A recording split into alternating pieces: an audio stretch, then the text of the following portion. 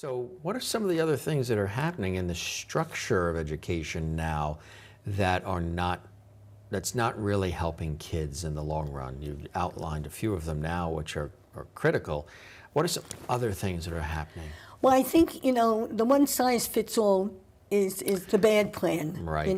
That everybody now teaches reading at 8:15. Right. And teaches, math at 1:30. They have the same plan for every single student in every single school, teaching at the same time.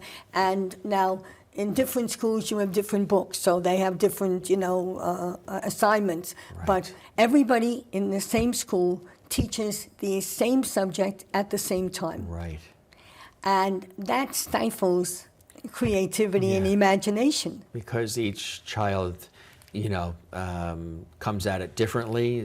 Each one Well, is unique. it's not only that, but for a teacher, the beauty and skill of teaching is reaching every type of learner. Right. So you have auditory, you have visual, you have kinesthetic learners, who all learn in a different way. Yeah. And if you're a master at your craft, you find out right in September what kind of learners your students are. Yeah. And so for the visual learners, you do a lot of visual things to help them kind of cement the learning. For the kinesthetic learners, you have to do the hands-on. Right. Now, the visual learner may not need that, but the kinesthetic learner, that's how they learn. That's how they learn. So you need to be skilled enough to know that. Right. But if you teach the same thing at the same time, to everybody, right? it doesn't necessarily incorporate all these different types of learning. And so you are eliminating a lot of knowledge for every student. Right. Because, maybe your math lesson is more kinesthetic, but your auditory learner may not need that. Right. And so you need to be able to tailor make what the kids are learning. But if you're a good teacher, you know that. Yes.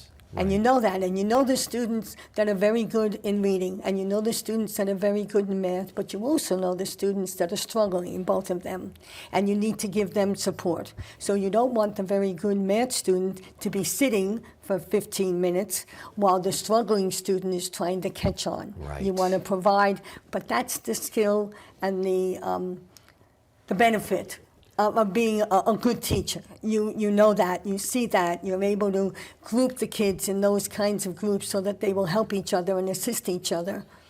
And you don't always have to put the top student with the bottom student. Right. That doesn't necessarily benefit the top student, and it sometimes doesn't benefit the bottom student either. So you need to mix things up. You can't do that anymore. You have to teach in this one pattern, one form, which is, I think, very detrimental.